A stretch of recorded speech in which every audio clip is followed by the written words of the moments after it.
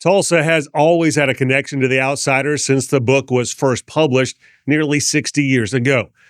The book was written here, the movie was filmed here, and now The Outsiders has even made its way to Broadway. But one man who didn't even grow up in Oklahoma has done a lot to keep that Outsiders legacy alive. Danny Boy O'Connor, a founding member of the platinum rap group House of Pain, fell in love with the Outsiders story and eventually moved to Tulsa to restore the house where the film was shot. Today, that home is the Outsiders House Museum, and it's become a destination for fans from all over. In this week's episode, I talked to Danny Boy about his journey from music to a museum, his addiction recovery, why the Outsiders still resonates decades later, and what it's meant for him to call Tulsa home. This is One More Thing with Nathan Thompson. All right, Danny, thanks for joining me here. My pleasure. I mean, the first question I'm sure a lot of people have for you is what drew you to the Outsiders? What drew you to Tulsa and the Outsiders house where they shot the film? You threw me off because usually the first question is how tall are you? 6'6", if you're wondering. It's a great question. So The Outsiders was my favorite movie growing up. I saw it at the ripe old age of 13. That story just hit me in a way that no other movie hit me at that time. I grew up in a broken home, no father figure. My father went to prison when I was 2 months old, and we never really seen him after that. And I just connected with the feeling as like an outsider in my own skin, in my own home, in my own neighborhood. And when I saw that story, I saw hope. You know, I saw a group of young men who stuck together and had each other's back no matter what. And I thought, that's kind of what I need. I need to find a family of choice, if you will. And, for me, there was a lot of latchkey kids in my neighborhood. I was one of them. So we kind of emulated what we saw there. And, we made it through. And so for me, that's always been a warm, fuzzy memory for me. I remember when I remember like it was yesterday when I first went to see that movie, sight unseen, meaning I hadn't read the book first like most kids did. I went with a kid who had read it and was interested in seeing it. And that summer we ran into each other on BMX bikes, which is our preferred, it was the only form of transportation other than hoofing it. And he said, "Hey, man, I'm going to see The Outsiders on Saturday if you're interested." I'm like, "Sure," and he changed my life, bringing me to that theater that day. And, the characters had always stuck with me. For me, was Dallas Winston was the guy that I emulated or wanted to be like the most. My alter ego as a rapper kind of always brought that Dallas Winston energy.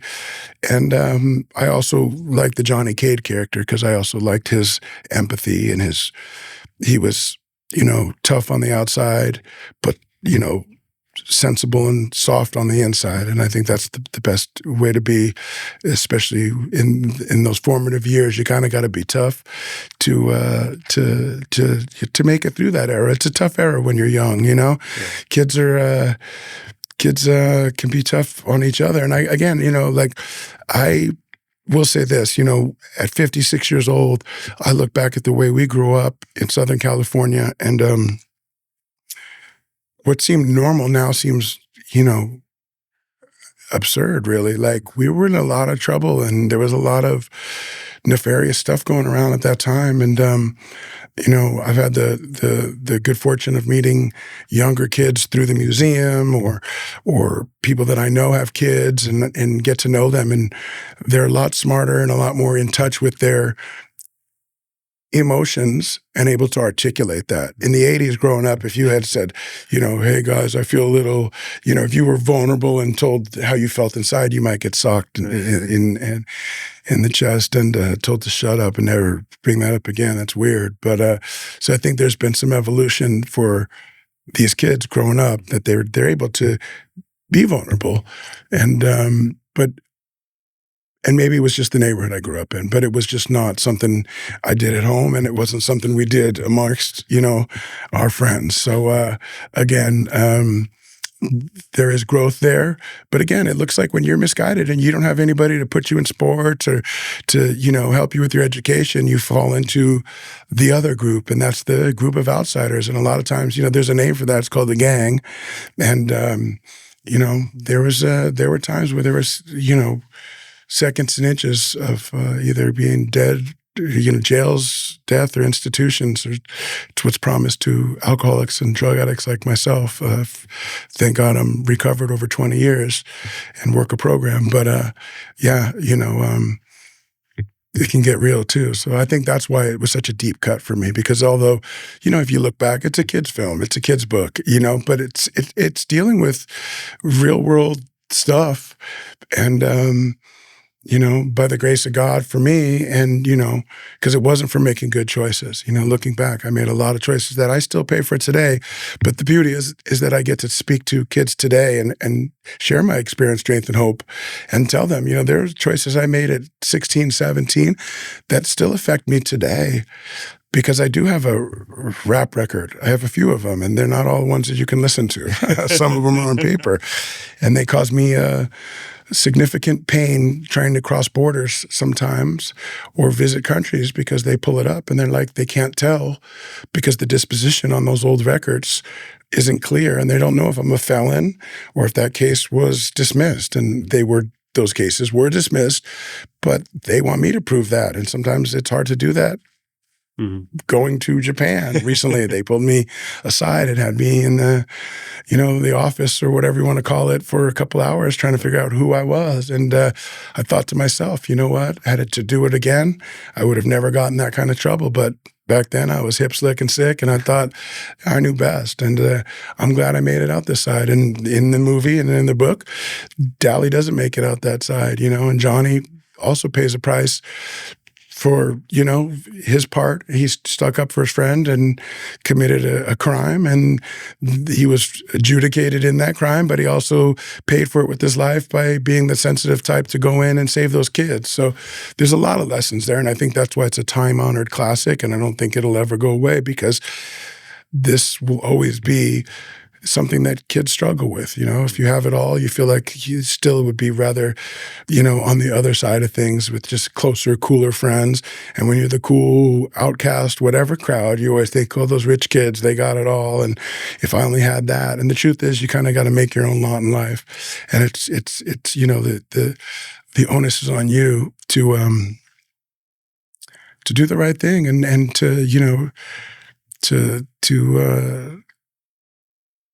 keep moving forward despite the obstacles, because that's the story. That's what people like to hear. Everybody has struggles, and if you use those as your excuse, then cool, good excuse, and you won't get far. But I love hearing a good story where people tell me about all of the struggles, and despite those things, they still succeeded. Those are the stories that resonate the most with me. So, long answer. It's interesting though. You mentioned this 13-year-old guy that you went to that took you to this movie, and how it changed your life. And you also mentioned how back then, when you were that age, you didn't share your emotions. I don't know if you've kept in touch with that guy, but now that you're a little more in touch with your emotions, what would you say to him about the effect that he had on your life? Again, you're the first person who's ever said that, and it's a great question. And unfortunately, he was the smartest kid in junior high school. He was the best looking kid. The kid looked like a George Michael's little brother. I think he had even like a whatever you call it, the 3 o'clock shadow. And Steve Sikolsky. And I was in contact with him when I first bought the house, did a podcast with Darren Dalton, the tall Soch in the movie, had S.E. Hinton calling in. This was in L.A. Gave him a shout out. He was listening. And then, we had exchanged a few messages. I always thanked him for bringing me to the movie that changed my life. And then maybe a couple of years ago, there was a 40th anniversary, and they did a redo of The Outsiders. They did a 4K restoration of it. And Coppola's people were kind enough to give us a feature on the bonus disc. So we did a 10-minute vignette, if you will, about my story and how I came to Tulsa and found the house and turned it into a museum. they added that to the thing. And so I went to reach out to him saying, man, what a trip. Could you have believed? And I sent him a message saying, and I would have never believed, 40 years ago that we'd be sitting in this position. And then I went to look on his page to post the trailer, and I saw these rest in peace. And unfortunately, he didn't, he succumbed to drug addiction, which was like the least likely guy. I was the most likely guy, and I ended up going that route. And thank God, like I said, but for the grace of God, a lot of it, had to do with that. I found a solution. A lot of people that I looked up to and idolized as a kid, did not make it. But I will say this, he's a very, I bring him up a lot in my story when I do speak to kids. And, it's a cautionary tale. And I think, some people, their story becomes that because we need to see that. And it doesn't, that kind of stuff doesn't discriminate. It doesn't matter if you're the smartest, best looking, most talented, most athletic kid. This still is something that you have to contend with. And I let people know that there is a solution. And for me, I found it through, a 12-step program and a renewed faith in a higher power, which I call God. And, Steve Sikosky was right. Steve always said the book was better than the movie. And as much as I love the movie, because for me, it was the first cut, and I have read the book since, I agree with Steve. It is better than the film.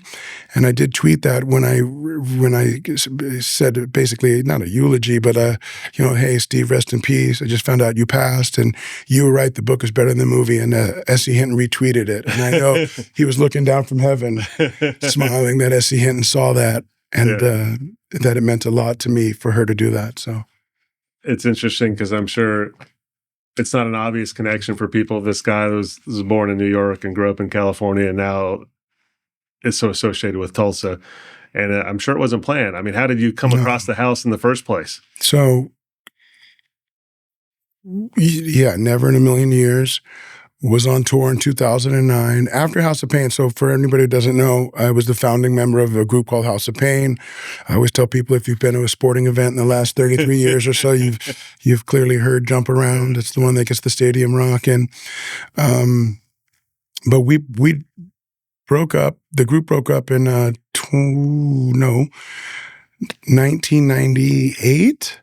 And then for about a decade, I was on a downward spiral, finally got myself together, put another group together called La Coca Nostra, and then that actually unintentionally reformed House of Pain within that group and extras.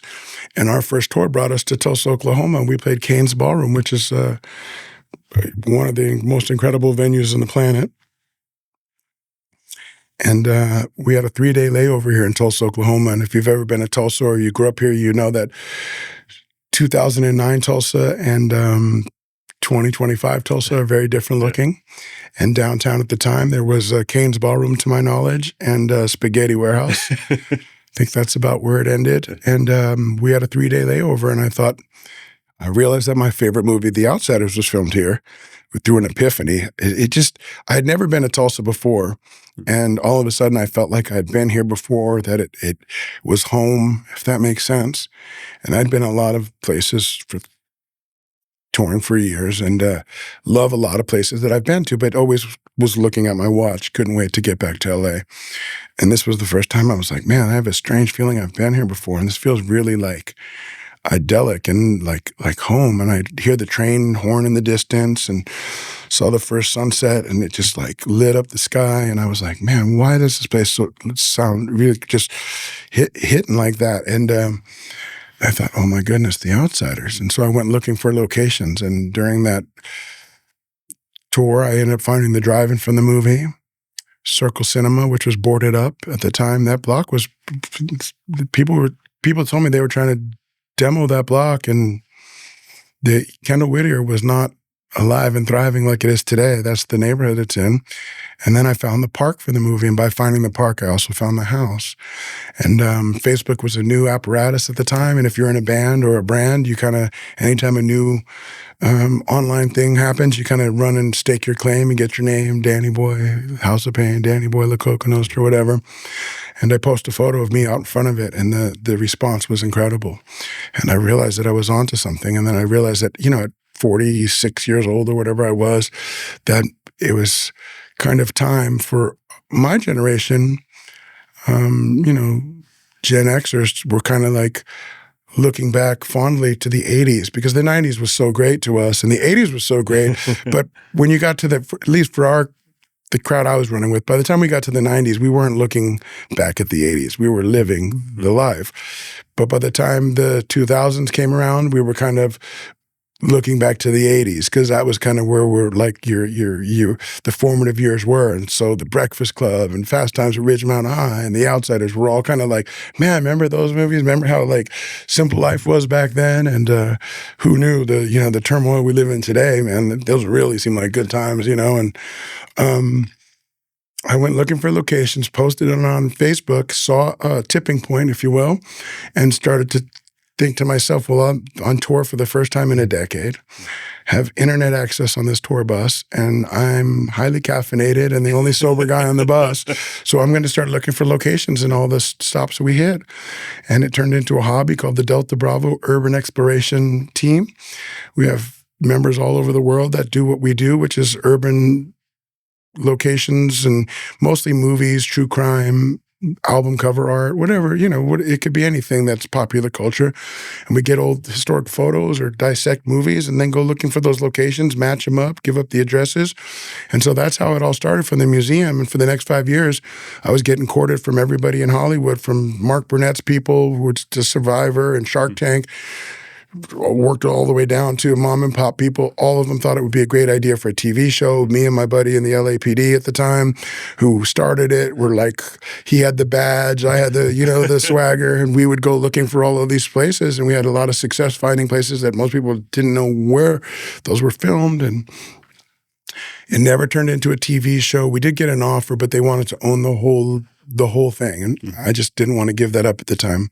Looking back, I should have done it probably. But what I did realize was that, like, everybody was asking me, how did this whole hobby start? You grew up in Hollywood. You wouldn't think that would be, because when you live in Hollywood, you get jaded. You're like, Hollywood, you're like the Hollywood person. But I was like, no, I'm actually a native New Yorker, and this was a big deal for me. I grew up next to Todd Bridges from Different Strokes at the time, and Adam Rich from Eight Is Enough and the roller skating rink, and a handful of other notable 80s actors. And I was smitten with the whole concept of, man, I live like with arm's reach from Hollywood and in the San Fernando Valley where all of these stars live. So I was always intrigued by it. But it all started by finding the Outsider's House. And so the Outsider's House was always on the top of my mind. And then after doing this for, 5 years or so, I realized a lot of these places were getting torn down. And, it was kind of one of those things that, like, Ferris Bueller thing where, like, life happens quickly and, you might want to, stop and, and enjoy it. And so I was like, yeah, if you're interested in this stuff, which I am, you might want to go see these for yourself, because sometimes they don't last as long as you think they will. And at the time, a few things that, there was a movie called Over the Edge. It was Matt Dillon's first film, and the school was getting torn down, and I drove up to Greeley, Colorado to see it. And, in Hollywood, we tear down all of the famous stuff. The Brown Derby would be something that comes to mind, that it's nothing sacred. The cost of real estate it trumps the nostalgic value. So if you do like this stuff, I implore you to go see it for yourself. And I kept thinking, well, damn, if they tore this down and that down. I remember the Outsider's House was for sale for $42,000 when I first found it, which is incredible that one, it still existed, two, that it was available for $42,000, and three, that somebody could actually buy it and live in it. So I kept tabs on it. And then 5 years after it, I'd come back and forth through Tulsa, Oklahoma on tour and doing my urban exploring. And I'd always make a beeline for that house. And I realized that the Habitat for Humanities was in that neighborhood, and they were tearing down a lot of those homes. And I thought, man, this one is like complete candidate for getting torn down. And finally we ended up finding the owner and made a deal. And I ended up buying that house for $15,000. thought I stole it from her, but it was a fair deal. She knew a little bit more about it than I did. It was a teardown, and it was pretty bad shape, if not on its last leg. And so I realized I bit off more than I can chew. And that's, for me, where the magic happened, because I was in a crisis mode when I got out here, had no money, was driving back and forth from LA, staying on a friend's couch that I'd met here. And I thought, I'm in over my head, and being a 6'6" alpha male who fancied himself, a poor man's Dallas Winston, I thought, man, I got to ask for help because I don't know what I'm doing. I have no skills when it comes to remodeling, so I asked for help. And that's another thing I tell kids, man. Growing up when I was a kid, if you didn't know something, you kept that mouth shut. You did not admit that I don't know how that's done or where to get those or who sings that song. You just go, yeah, I know that band. And that nearly killed me for many years, having not the humility to ask for help. So this time I just put my humility down and my ego down, and I got humility and I asked for help, and the help came. And the help came in forms that I had never seen before. And Tulsa is a different animal when it comes to the generosity of the everyday Tulsan here. And it was life-changing for me. And I kept going back and forth from here to Beverly Hills, here to Beverly Hills. And every time I'd get back to Beverly Hills, I'd go, man, I'm missing home. And I'm like, wait, I am home. And I started to think, man, my place is here in Tulsa. And it's been 8 years. I love everything about it. And the reason that we have a museum is because of the generosity of strangers, the Tulsans. It sure sounds like when you're talking about your 8 years here, it sounds like you're talking about growth as a person for yourself. For sure. Have you grown a lot because of this journey here in Tulsa? Yeah, absolutely. If I've read 10 books in my life, it's probably overstating the volume of, So on my hands-on, you got to show me first, like if I see it in practice. Okay, let me rephrase. So if you tell me a great concept, that's great, but I'm not getting in that experimental plane until I see it fly. You know what I mean? And I say that to say that growing up, I remember when a car would break down or run out of gas, and, we would pull over and everybody would help push it to the gas station. They wouldn't flip them off and honk, get out, LA, New York, it's such a rat race that we've lost our humanity. Then I came here and I saw it day after day. People would say, hey man, your grass is up to your waist, and we cut grass. And I'd be like, well, we don't have a budget for that right now, pal. I appreciate, you pointing that out, being a little sarcastic. They're like, what are you talking about? I'll be here on Sunday with my daughter after soccer practice. We're going to do that for you. I'm like, well, why would you do that? Because it's not something you hear in LA, you just... And one after the other, to a man, everybody started showing up, helping me that way. And I was like, man, I had forgot that was possible. You know what I mean? And so seeing it in actuality made me go, hey, man, this is the way, And I was always a generous guy, but I always felt a little taken advantage of, that I was the only guy giving.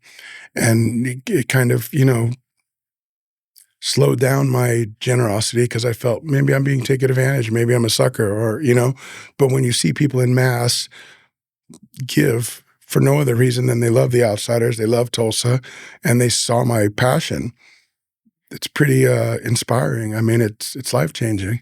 And so I try to be that light now that was shined on me.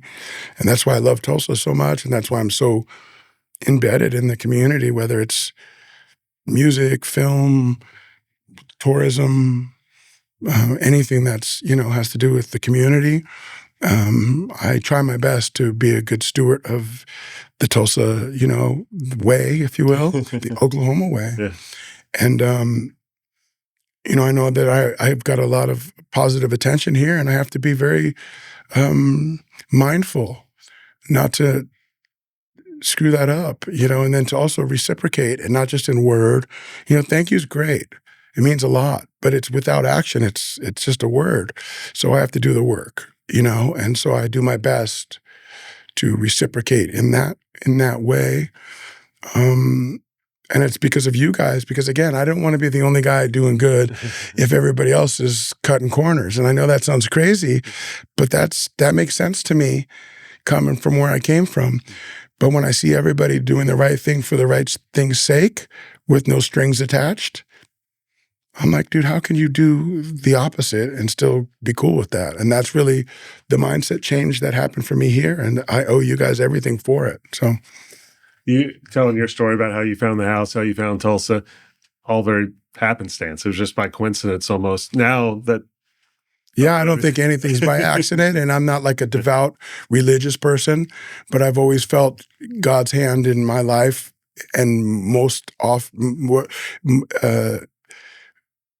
the strongest when we're doing this. When I'm talking about this, the lessons, the hardships, the victories, I realized that I didn't do any of this alone, and that I was allowed myself to dream big, and then I humbled myself to ask for the help, and that's where the rubber met the road for me. That was the lesson I needed to, and then to show up when I said I was going to, show up early, leave late, all the things that are not natural for a guy like me to do. I'll phone it in, tell you, and so it was very important to me, and I think that God had a plan for me that I couldn't see. Also being sober, the 12th step is to give back what you have freely received, and I knew that, to me, that sounded like community service, working on the highway, picking up trash, something crazy like that. And God, for me, was like, nah, I'm going to set you up with this, but I want you to be diligent and mindful and present and give of yourself freely as they have given to you. So it's a the legacy of The Outsiders, the legacy of S.C. Hinton, and my legacy now is very much alive and well in the sense of I have to show up every day and participate, even the days I don't want to, even the days when I don't feel good, even the days, you know what I mean, when I'm just not, and show up. And there's something to be said about that, and I tell people like ad nauseum when they ask about that, because I don't think I hear it enough from the people that I looked up to. They never talk about that. And that, again, I don't think that anybody does anything by themselves. And if they can, that sounds very boring to me. I'm a guy I'm definitely an introverted extrovert. And I've been very good at compartmentalizing my life. I've spent years in hotels as a touring musician. And ironically enough, I live at the historic Mayo Hotel downtown. I can order DoorDash at nauseam and en masse. And I love to hold myself hostage because I'm creating and doing the thing. But then I don't get to meet you. And then I don't get to share with you my story. And I don't get to hear your story. I'm also equally interested in your story. And that's, for me, where God wants me, is amongst the people, yeah? And sharing that, because that is the human, that's the kind of what technology has it felt like we were getting closer. And we do have the eyes and, to see all the things in the world, but nothing beats this. Whether we're recording it or we're having a cup of coffee or whatever, is to talk to people. And I get the gift of meeting people from all over the world, seeing their sons and daughters' tears of joy come. I mean, you can get too close to it. I can get so close to this legacy that I can't see it anymore because it's my daily routine. And I snap right back out of it when I hear girls or, Mom, oh my God, Mom, look at this. Like it's so visceral for them. And then it's like the Willy Wonka chocolate factory experience for them with The Outsiders. And I go, man, I'm a small part of this thing. I'm the custodian of the museum, and I get to witness this beautiful legacy just affect so many people in such a positive way. And that for me is my legacy, and that gives me my purpose. And for years, during hip-hop, after hip-hop was something I did for a very short time, to be honest. The song has been very good to us, and it still plays, so it keeps us relevant. And we sold millions of records and all of that's great, but when that was over, nobody cared. They didn't pay the bills. It wasn't my purpose. I wasn't moving it wasn't inspiring people. And I was devoid of purpose. I didn't know that until I got here, and Tulsa gave me a purpose, and The Outsiders gave me a purpose. And that's something I think a lot of people especially myself, like I didn't even know that that was missing for me. Like what, and a lady asked me on an airline one time, well, we were talking and she said, well, what's your legacy? And I said, I don't know. I didn't even know what that really meant. And I know now. And I first had to find my purpose. My purpose is to give back freely. And God was like, hey, dude, I'm going to give you something that you will never get bored of, which is The Outsiders and Essie Hinton's legacy. And I also collect Rumblefish, another one of her. I just got a text from somebody who was like, what are these slides from? Is this Outsiders? I said, no, that's Rumblefish, and Rumblefish and Tex and The Outsiders. And that was then This Is Now and Coppola's work and all the actors associated and the music and the musical and the book. And there's just so much to chew on and Tulsa history. And I'm just all in on the whole thing. So it gives me purpose. I am a one-man welcoming committee. Anybody that comes in, they're passing through. I take them on, especially when I know them, and they're like, Tulsa, bro? And I'm like, trust me, get in my car. And I take Tulsans, and they're like, dude, you know this place better than I've ever known it. What gives? And I'm just, I love something. When I love something, I'm 100% in. And I haven't been 100% in a long time, and this is something that I'm all in on. And again, I owe that to sobriety, God, and my passion. And I feel that, I'll end my TED Talk by telling you that when I do talk to kids, I especially when I'm talking to large groups, I say, listen, I got a 9th grade education. And so I qualify with that. And I say, an education is very important. So get your education. When it comes to doing projects, a source of funding is always helpful to know where that's coming from or how much you're going to have to. And then to have a really strong, solid plan. But there are times where you won't know where that money, you have no idea where you're going to get the money to do it, and you don't got time to make a plan. The house is for sale. It's off market, but you see a shot, you reach out to them, they make you a number, you better find that money and jump and get it done.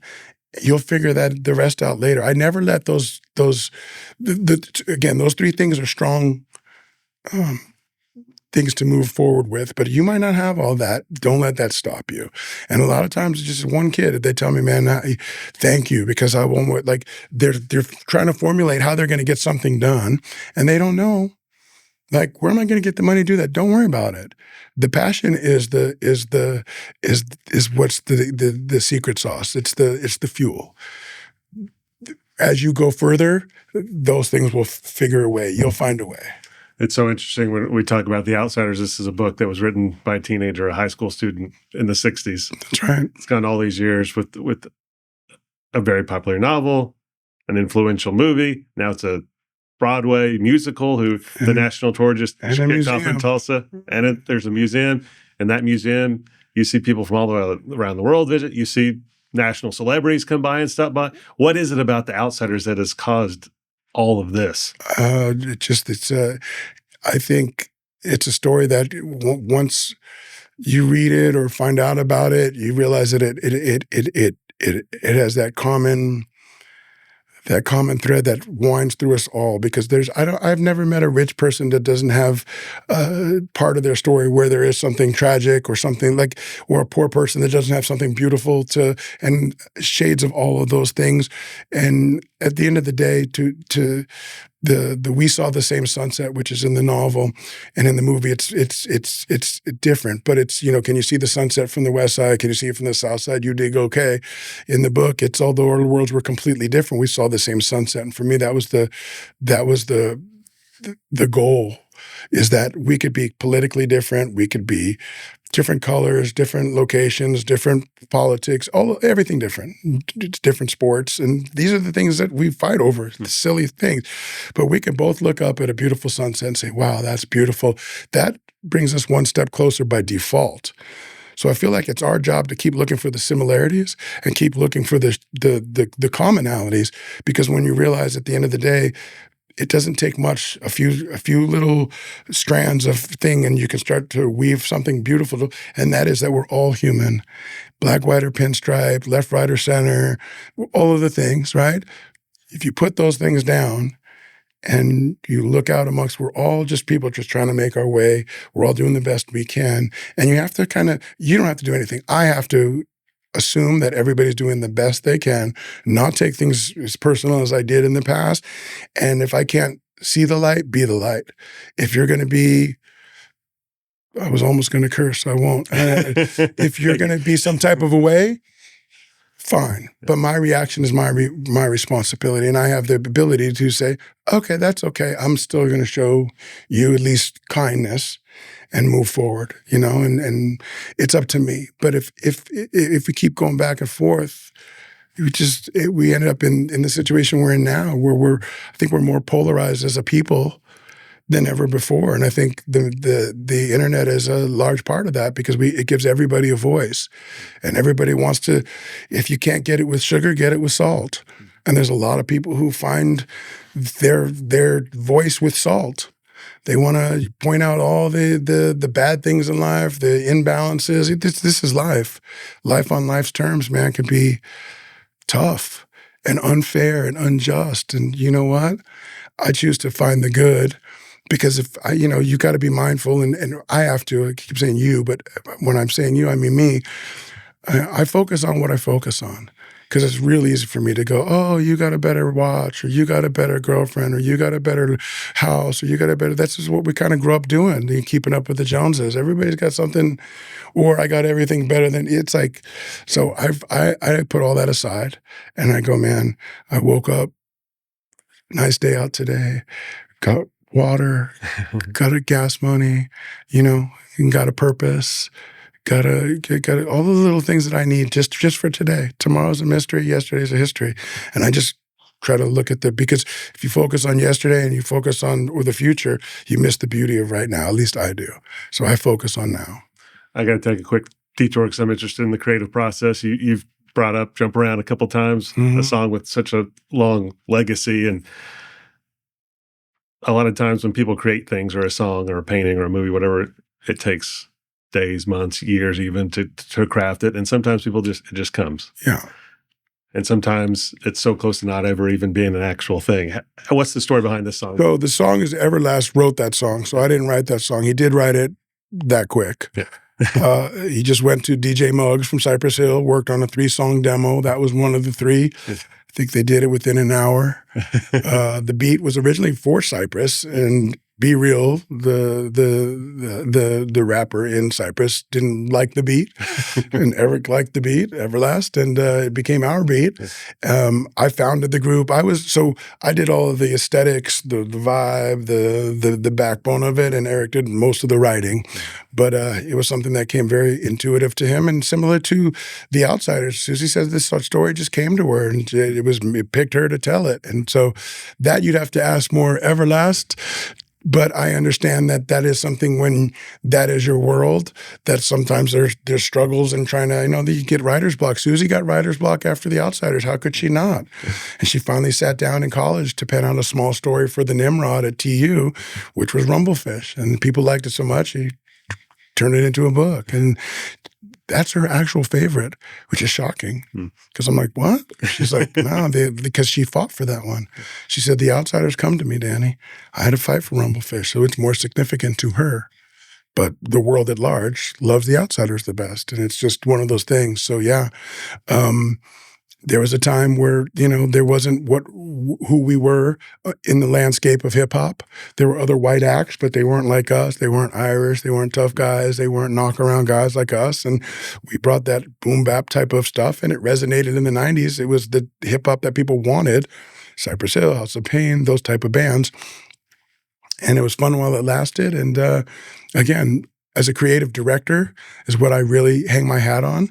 I'm a good collector, and I'm a good visionary. I see something that has value that the rest of the world doesn't seem to see, and then I do my best to put as much as I can into honing that. So with Everlast, he had already had a solo deal with Ice-T, put out a solo record, didn't do nothing. And when I looked at that record, I was a fan. We were in the same, you could count on one hand the amount of white kids in the hip hop at that time, at the mid 80s. And I realized he's a genius, but he's missing the rest of it, the image, the thing. And I said, what he's not amplifying is what we want as fans, and what he's amplifying is falling on deaf ears. Because writing great songs is not enough. There's a lot of songwriters who write for other people because they have, Elvis didn't write all those songs. He wrote some, but Elvis was Elvis. He had the rest of the package. I was the rest of the package, so I was able to find, again, those cookies ain't as good without the cream-filled stuffing in the middle, are they? It's the two of those, the peanut butter and the chocolate, made a lot, had a bigger impact. And now when you hear that song now, you're at a sporting event, they play it, you hear it on the radio, what goes through your head? I hide. It's a mixed blessing. It's a blessing, but there are times where I just want to watch the game, and people are like, "Yeah," it's like, come on, man. And people are like, why are they pointing at this one guy? What did he do? I don't know what they think, but yeah, it's a blessing. I love it. Now, to wrap up the interview here, I often like to ask the guest, related to this topic, unrelated to this topic, what's one thing that's been on your mind a lot the last week or two that's really kind of consuming you right now? Well, it's a good question, and not to be self-serving and to give a little commercial here, but we just wrapped up our first ever Stay Gold Gala. Took a lot of work. We kind of threw it together the best we could as a new board, which is we're a nonprofit for the students. We did over 6,000, close to 6,000 students last semester alone, last school year. We're headed towards 10,000 this year throughout the year. The student tours are our biggest draw, which is great. We get them from 5 different states around. So we do raise money for that. And then to keep the museum up, running, bigger staff. We want to stay open more days. We're only open 3 days to the public as it stands now. All of that to say, I realized that there was a bigger audience in play and that we were underserving. We could do a lot more with her legacy. And I know that Essie Hinton loves teachers and she loves the fact that it's taught, but she's not in a position to be there every class, and she just can't. She doesn't have it in her, but we can, and we can force multiply her message, her voice, her story. And so a bigger museum is apropos at this point, but would be amortizing all of her work, all of the novels, all the movies, all of the creative people that came together to make all of those things with her, and then also use it as an incubator for Oklahoma's children or anybody in the surrounding states. But in the past, it would be disingenuous to tell your kids, hey, if you want to do broadcasting or you want to write your story and write a book or you want to do that here and have success, you'd have to go to New York, LA, Chicago, wherever, because that's where that industry is. But because of technology now, we can do this anywhere. And I think that your greatest resource in Oklahoma, from a guy like me looking in, is your authenticity and your voice. And by the time you get it to LA or New York or whatever, it goes through so many filters, it becomes our story. It's tainted, it's deduced, it's remixed. And you don't have to do that anymore. Cherokee Nation is a perfect example of the Cherokee Film Studios that they just built, like some $15 million beautiful soundstage. There's a smaller independent one, Stormfront down the street. Oklahoma City has a big one. And there's a lot of stuff. And there's a lot of people here doing amazing things. Sterling Harjo comes to mind with Reservation Dogs and The Lowdown. John Swab is another local kid here. He's done like 7 movies in a row. And there's so many talented people here. And you do not have to leave Oklahoma anymore to make your impact felt globally. And I want to keep those kids here and let them know you don't have to go anywhere. Let's start step 1 here. You may develop it, wherever you want, but you don't have to go study abroad or somewhere else to tell your story, to write your story, to produce your story. So we want to use that new museum as a incubator, think tank, educational facility. So that's the dream. But like I said, dreams cost a lot and it's going to need support. But you know what? I miss 100% of the balls that I don't swing on. So this is something that I feel that's been on my heart since I've been here, and seeing, having 5 years of sample size of what we can do and where we're limited to doing. We're going to overload that neighborhood, bringing any more buses through there. And right now it's a good manageable thing, but something in North Tulsa that can host more people and then educate the people with an entertainment education.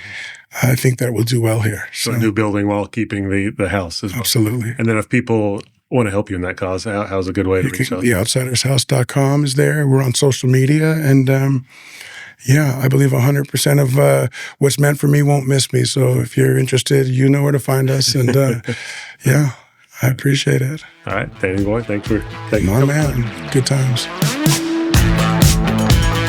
Thanks again to Danny Boy O'Connor for joining me. It's pretty amazing to think how a book written by a teenager in Tulsa turned into a classic movie, now a museum, and also a Broadway show. And it's pretty interesting, too, that someone who grew up halfway across the country has done so much to protect that piece of Tulsa's history. If you enjoyed this episode of One More Thing, please follow the podcast, leave a review, and share it with a friend. I'll see you next week.